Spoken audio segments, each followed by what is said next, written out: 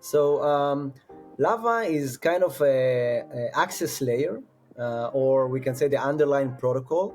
It powers the top chains, Near, Starknet, Cosmos Hub, Filecoin, and enabling developers to interact with their favorite apps. Okay, at the end of the day, the users, the developers, everyone who is using a app are read write blockchain data.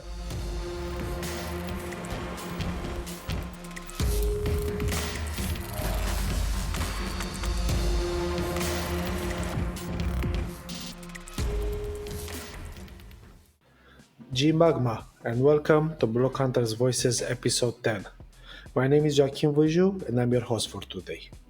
BlockHunters Voices is a platform where we explore the journeys, stories, and the insights of blockchain innovators and leaders, as well as the technologies driving their projects. Today, we have here with us Yair Cleper, co-founder of Lava Network. I met Yair a year and a half ago at Gateway to Cosmos 2023, and I was delighted to learn that he also speaks my native language, Romanian. Moreover, his grandfather was from Dorobanți district in Bucharest, Romania, the very neighborhood where I attended high school and still live nearby today. Bună ziua, Yair! Bună ziua! Yeah. I hope the interview is not in Romanian because, it might have some hiccups, let's say. No. Everything it's in English, the universal language for crypto. Yeah, you said So 1.5 years ago, and I'm like, it looks like 5 years ago. yeah, exactly, exactly, because things move real fast. Speed of Okay, Magma. Yeah, the speed of doing crypto 24/7, right? exactly. Yair, you've had an impressive career in Web2, founding successful startups in cybersecurity, fintech, and business intelligence. Can you share some key moments that defined your entrepreneurial path and how your background in technology and business prepared you for the move into the world of crypto and blockchain? Yeah, for sure. So first of all, my co-founder, he founded and sold a cybersecurity startup, not myself. I had a very technical background, computer engineering, a special program of the Israeli army. Started my first startup when I was 21. And when I was a student, it was I studied in the Technion, and the Technion actually formed an amazing startups from the early 2000s, the 90s, and so many great minds and entrepreneurs grew up there in this amazing environment. So I think the first bacteria of entrepreneurship was when I was very young, but after starting at the age of 18 to study, I felt like it's something I have to do. So my first company I started when I was 21 was kind of similar to Wix, the website building company. We built that kind of website builder on Flash. We like challenges in life, and yeah, we were lucky to sell it after 3 years. Afterwards, I had other failures, I had other success, and as any entrepreneur, I keep on hustling, keep on building, and keep of creating good things that bringing value. Yeah, that's in general. If you would like, I can elaborate on a few more startups. Was there a particular experience that sparked your interest in crypto? And did you face any unexpected challenges on this journey of yours? Yeah, I was just recapping that this week. I just came I was just visiting Korea Blockchain Week. Super exciting what's happening there in general in Korea. A lot of adoption, community, more than 20% of the citizens holding crypto. It's crazy. And I was just telling a story like everyone asked, how did you jump into? And actually, my first encounter was together with eToro. I was very close with the founders. And in the early 2010, they already told me about Bitcoin. And I was hesitating, should I buy, should I not buy? Eventually, I didn't. And the second time I was bumping again in Web3 was with Vitalik. Vitalik was an intern at eToro. And until until half a year ago, I was always saying I met him 2014, 2015. Half a year ago, I met him in a dinner, and he told me, no, I met you in 2013. And I'm like, how the fuck do you remember? Obviously, we didn't touch, but yeah, that's Vitalik, something else. Yeah, so again, I didn't join. I just heard about that.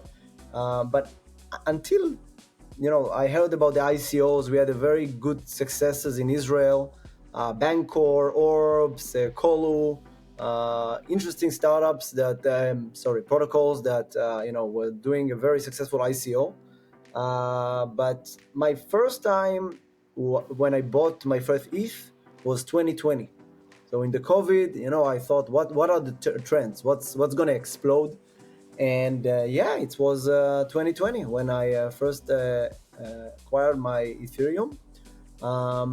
Half a year later, I sold my startup, my previous startup. It was in supermarket technology, and my co-founder actually, he told me I'm starting to do MEV bots, NFT sniping. So yeah, he dived right in, became one of the top MEV researchers in less than a month. So he's a super crazy guy. And yeah, we said, okay, we want to build something that is bringing a lot of value to the industry. We want to build something that can really help the next jump in the next bull run, where taking the industry where it's today. And yeah, that's how I jumped into Web3 more than 3 years ago. Nice. That's quite a journey out there. For those in our audience who might not be very familiar, could you give us a quick rundown of what Lava Network is and its main role in the blockchain ecosystem? For sure. So Lava is kind of a access layer, or we can say the underlying protocol. It powers the top chains, Near, Starknet, Cosmos Hub, Filecoin, and enabling developers to interact with their favorite apps. Okay. At the end of the day, the users, the developers, everyone who is using a DApp are read write blockchain data. And the way in order to communicate with blockchains is by running nodes using centralized providers, or just use the public access layer of the chain. So Lava is taking all of these possibilities and forming a marketplace. One side of the marketplace, you have the devs, the dapps, anyone who has consumed the data. And the other side of the marketplace, you have the providers that are providing the data based on their quality of service, on how much they stake. At the end of the day, this is how Lava ensuring accountability, resilient, and the fastest data access that they can have. So basically, this is one of the problems that Lava solves at this point. Yeah, exactly. We just had a recap of the last 30 days since mainnet out, and we've seen that there are more than 2 million unique users. Again, 2 million unique users using this underlying protocol Lava. They probably never heard about Lava, but that's showing you how much Lava is actually needed, right? It's like the engine of your car, right? If it's good, you rarely see or know what is who's the really developing the engine, but it powers you to do everything you want. So if you think about that, every dApp, every blockchain, they need this read-write data. It's basically RPC, right? RPC is remote procedure call. It's like an API, and this is how you fetch blockchain data and how you send transaction on chain. So if you want to if you want to have access all the time, reduce problems like single point of failure, have a better privacy, and have actually data accuracy, you need to make sure that the infra piece or the RPC layer is working seamlessly. But why is decentralizing RPCs crucial? It's crucial. Started from different reasons. When we started, we noticed four different problems that dApps themselves have. First of all, is single point of failure. They trust only one provider, and then when the provider is down, they cannot get access to the blockchain. Second is privacy. We see also, node runners or company that doing this service as a node runner. They're taking the data and they're selling that to third party. It's actually Web 2, right? And this is not what we came to Web 3. The third problem is the data accuracy. So how do you know that if somebody bringing you the data, how do you know this data is up to date, is the latest block, right? You have no idea. And the fourth thing is the censorship, right? We see governments like Venezuela asking those providers to bring them data about the people or to censor them entirely. So this is how we started. We started by Uber for nodes or decentralized RPC. And once we started serving that, you see that the problem is actually much more crucial for the chains. Chains started approaching us and said, guys, we pay to providers and we have lock-in contracts. We pay them integration fee of $1 million and we don't know what we get. Why Lava, which is a public good, cannot do and cannot serve us exactly this need? So this is when the vision evolved to be kind of the fourth layer of the blockchain: execution, settlement lanes, and consensus, and data availability. And we say there is another further layer of the data access. We started with RPC, then we go APIs, that's where we are today. Besides decentralizing RPCs, what other key products or services does Lava Network offer? So we have a few products that everyone can use. We have an SDK. Imagine an SDK that you implement in the web browser, get access to dozens of chains straight from the browser without going through a gateway, without going through any single point of failure. So that's one of the products. We have the gateways, and we have the incentive pools. The incentive pool is exactly what I explained now for the chains. Chains can define incentive pool, put their incentives, in USDC, in the native token, providers joining, and at the end of every month, after the providers serve, they get rewards based on the quality of service. And this is in general how it functions. Uh, we both note that Web3 is a very challenging space. Can you tell me what kind of challenges did you encounter in the Web3? You know, there's so many problems, especially we see the dynamic and the market today. But I think one of the problem is really to connect how the value, how the tech is working together with the mainnet, with the token, with the tokenomics, and to incentivize the community, right? Because at the end of the day, you have one product there and tokenomics here, and it's very hard to show why you need the tokening, right? Second thing is that you see the kind of airdrops and farming it's dying out, right? People are more care about the fundamentals right now, right? To show more users, to show more utility, to show that at the end of the day, you have a clear use case that solves the problem to someone. And in general, this is how I summarizing what is disturbing me in this time. And I think today, if I look back at how the Lava Foundation designed the tokenomics, I think they have an amazing roadmap and utility that we're all going to see right soon. But you guys recently launched a unique community first approach and a significantly lower FTP than at any other recent launches.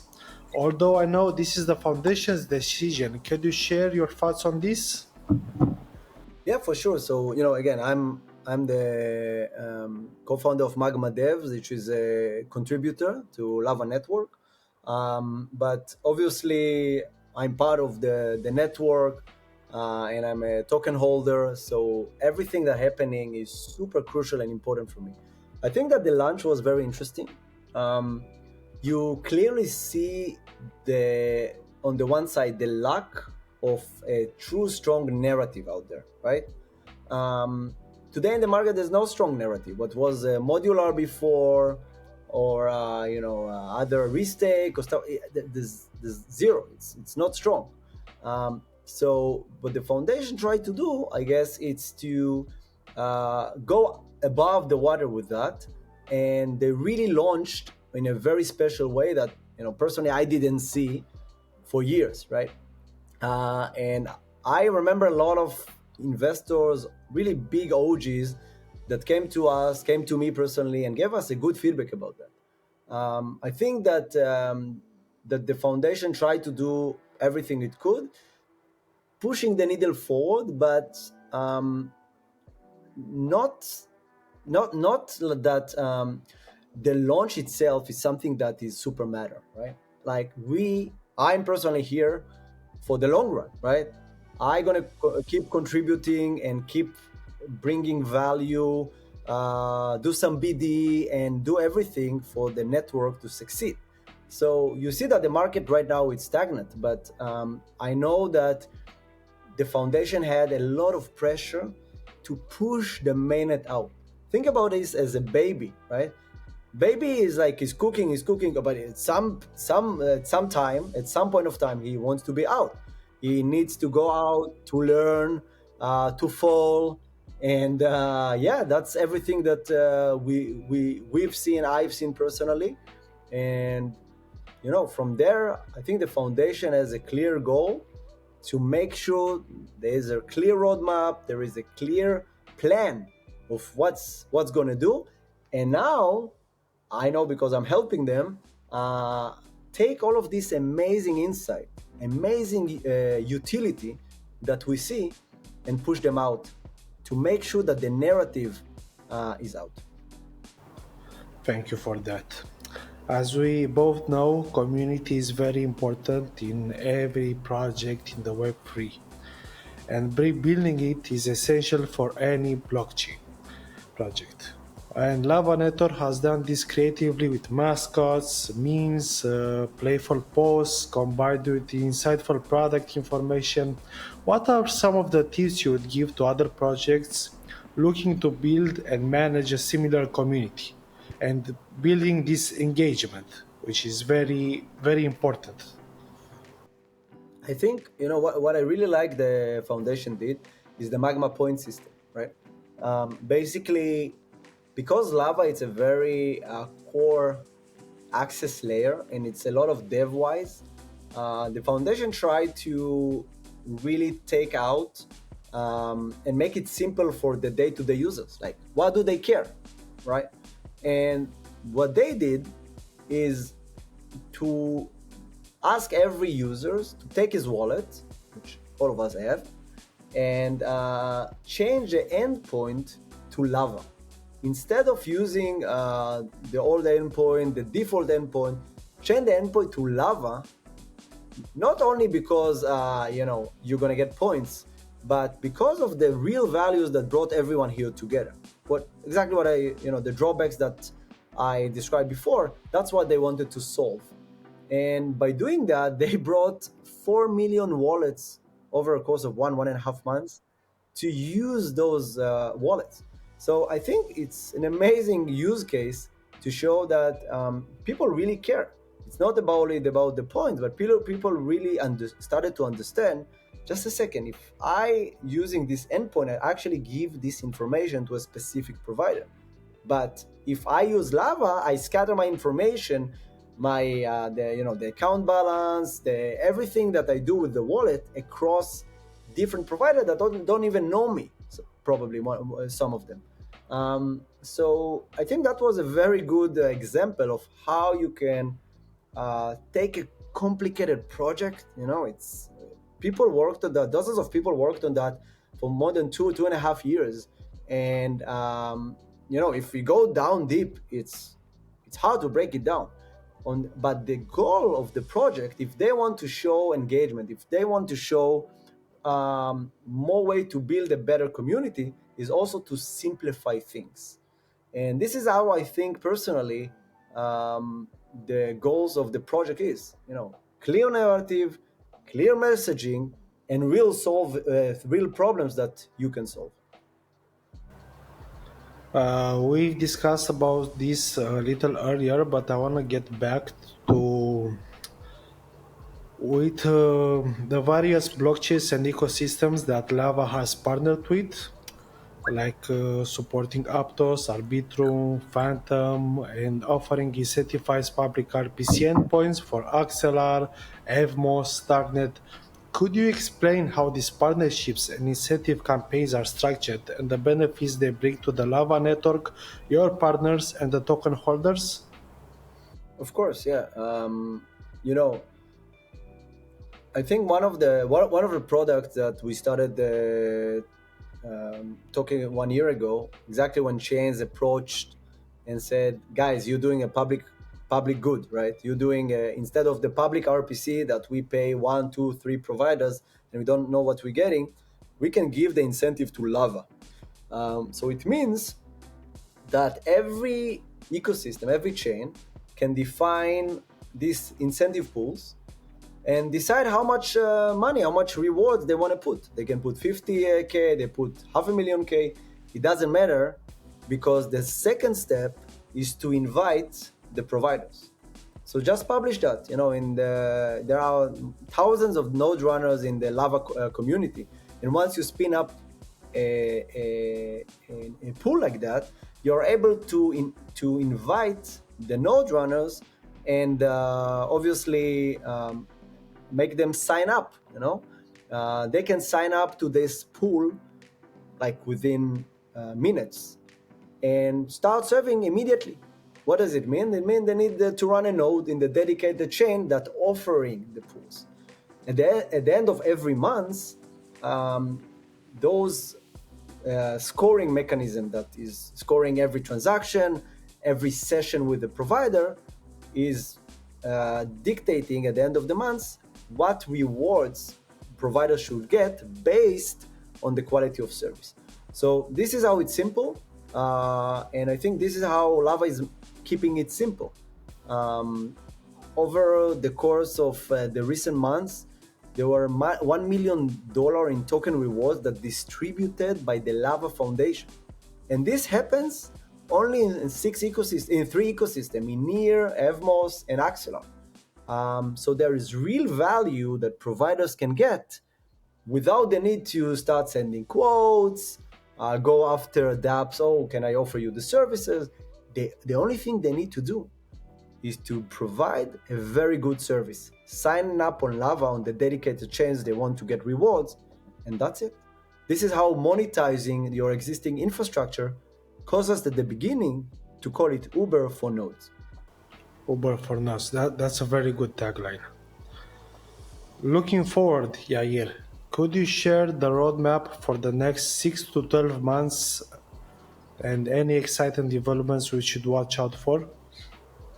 Of course, yeah.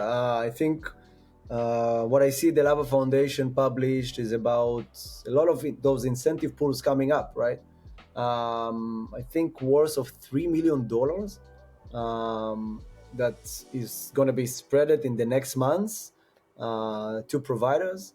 I've seen the roadmap, the technical roadmap. So, they're talking about restaking and restaking rewards. That's going to start actually right now on Cosmos, on the mainnet itself. So, just to explain very briefly about the restaking, it's a very interesting and fascinating mechanism. The providers themselves, in order to sign up to a pool, they need to stake Lava. But the token holders that want to give a certain provider more likelihood to receive the service is able to restake its Lava to the providers and receive obviously part of the rewards that the provider is getting. So this is how restaking works. You can see more on that obviously that in the website, and also the pools page will go live soon with all the crazy statistics. I know personally, because know a lot of providers that are doing $100, hundreds of dollars per month, serving on those pools, and it's only the beginning, right? Those three pools that are happening right now, to them we're gonna add. I know about Filecoin and Cosmos is now Starknet, Stargaze, Union, and more Fuse. So I think the foundation now is working on migrating the chains from testnet to mainnet, and this is going to cause a lot of new usage in the mainnet. So I'm very excited about that. I am very excited as well. Looking ahead, 5 to 10 years, the future, how do you see the blockchain industry evolving, and what role do you see Lava Network playing in this future? Yeah, you actually bringing me back to where I started. So my first crypto conference was in Solana Breakpoint 21. And I remember, it's the first time we're in a crypto conference, me and my co-founder, people talking about with us about Ethereum killers, and a lot were mentioning, yeah, there's going to be a consolidation, and we're going to see just a handful of chains. In reality, it's the other way around, right? You see the modular, you see chain abstraction, you see so many new narratives that actually shaping everyone to issue a chain. You see meme coins, you see dApps that becoming chains and app chains are from Cosmos. So everyone wants its own chain to keep his own sovereignty. And it's very interesting because I think there is a common denominator to all of these use cases. And what is that? At the end of the day, they need an infra layer that is seamless. It's flawless. It's working all the time, and it's just taking the burden away from the dApps to think, oh, just a second, who is my provider? I need to run nodes. So I'm really excited about this beauty of Lava to think about let everyone build whatever, but wherever. So I highly believe that Lava will be the foundation for every app and every blockchain needs to take this burden of RPC, APIs away. Yeah. Um, you've discussed a little about the narratives. Besides the modular narrative, what other narratives you think that will emerge this year or the next year, and what do you think it will be important? That's a good question. In general, it's hard to tell. I feel like in my past I can predict a lot of things, but what happening now in the market is the lack of a single narrative is something that I simply cannot say. I know that you think about a bit stable coin and more kind of stable coin combined with more account abstraction. Um, we will see more payments and e-commerce as crypto payments will be used with them. But I think that, and Farcaster, for example, that shows a lot of social in the in usage, of course, in of the blockchain technology. Yeah, but to be honest, it's hard to tell. Yeah, it is. It is. In your work with Lava Network and the journey into Web3, what values or principles have been the most important to you? How do you find meaning in the work you do, especially in the field that's as rapidly evolving and unpredictable as crypto? Look, I always advise founders, whoever I invest in or advise, like try to put an alarm, a wake up alarm in the morning with the phrase, what makes your heart sing, right? Because if you wake up in the morning and you don't push the snooze, obviously, and you look at the phone and see the label, um, and you know that the answer to the question is passion, I think that's what makes your life amazing. It doesn't matter if you work 25 hours a day or work holidays and summers, but you have a goal and you have a passion about that. So I think that when I see the sparks in the eyes when I'm telling someone about a new feature in Lava, when I see consumer coming to me and saying, "Oh my God, you solved me," dApps coming to me and said, "Oh, Lava saved the day." Um, and when I see like people that say, "Oh, I read the tokenomics and it's brilliant, and still you keep it simple," and I'm like, that's only with the great family we have in Magma Devs, in Lava community. So this really, and obviously when I'm with the shirt and events and people, "Oh, Lava," that's amazing. Yeah. What's your process for pushing through when things get tough, and how do you handle setbacks? Are there any specific moments when you've had to dig deep and redefine your limits? All the time. I think founder has two main goals in their life. First of all, hiring. They need to bring the smartest people, but also know when there is not very alignment with the people to the project.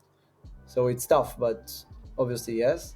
And the second thing is to make sure that you have budget for the next quarter, right? That's the two goals for the strong founder. I think what is very interesting for me is that there are challenges, right? The market is intelligent; it goes in different direction. The mainnet is out, so at one side of the coin is that the product is out and people see everything, right? It's on chain, and there's sometimes criticism. Usually I try to prioritize. So some criticism is, does it help me to improve? Is it a good feedback to to help me get better? Is it a good feedback to that I need to implement not in 2 weeks but tomorrow? And this priority is the day-to-day work of every founder. So yeah, in when tough times are coming, you should also take a break, because you can exhaust yourself. And yeah, I wouldn't say work-life balance, because if you're in crypto and you are a founder, um, you simply don't have it. But at the end of the day, know when to take vacation, know when to recharge, know when not to be all the time on the work, get other hobbies. And yeah, that's in general what's my advice for entrepreneurs. You've you've mentioned earlier waking up in the morning and not snoozing your alarm. Can you share a day in your life and how you maintain discipline in your daily routine, particularly when motivation winds down? Yeah, I love this question. So in general, I have a routine for the beginning of the day and the end of the day. Beginning of the day, waking up, making sure there's no snooze, uh, and then do a hit, 5 to 10 minutes, high intensive interval training. YouTube, there are a lot. I'm not a morning person, so for me, instead of slapping myself, um, you know, make sure your bloodstream is You get your dopamine levels up. dopamine, exactly. Yeah, so that's starting the day differently. Afterwards, with a good cappuccino or some sandwich or toast or something, go over the day ahead. Try to plan. See if something is not. Maybe this you need a prep. Maybe you need to commute. And after you finish that, you need